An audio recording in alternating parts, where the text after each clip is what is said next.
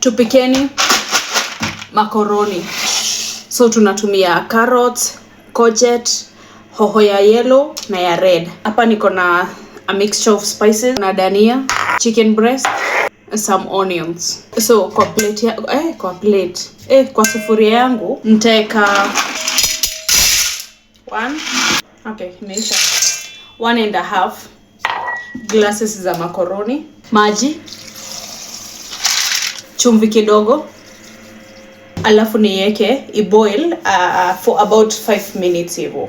So macaroni yangu imeshachemka. What I'll do, hii maji nitatoa ni save cause nitatumia kupika nayo. Hapa nimeshatoa. After kuitoa hii macaroni yangu nitaosha na maji baridi ndio isishikane nikikaanga.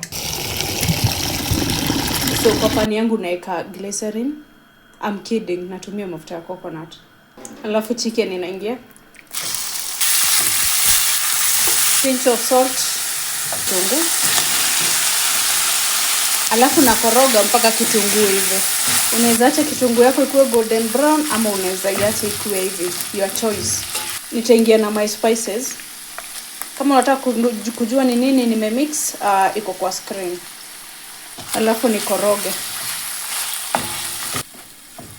Alafu nitaweka my carrots, courgette, yellow capsicum na red capsicum. Alafu niendelee kukoroga. Maji kidogo. Taongeza a pinch of salt. Alafu nizipike on low heat for about 7 minutes hivyo.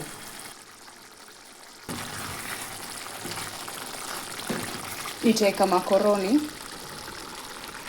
Nizikoroge.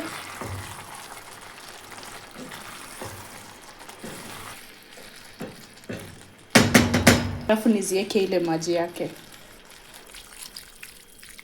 Alafu niache ziive for about 5 minutes, but first nitaongeza chumvi kidogo juu nimesikia ijaonja vizuri.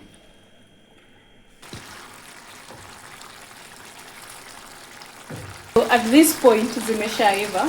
So what I'll do, nitazima gas, niweke dania,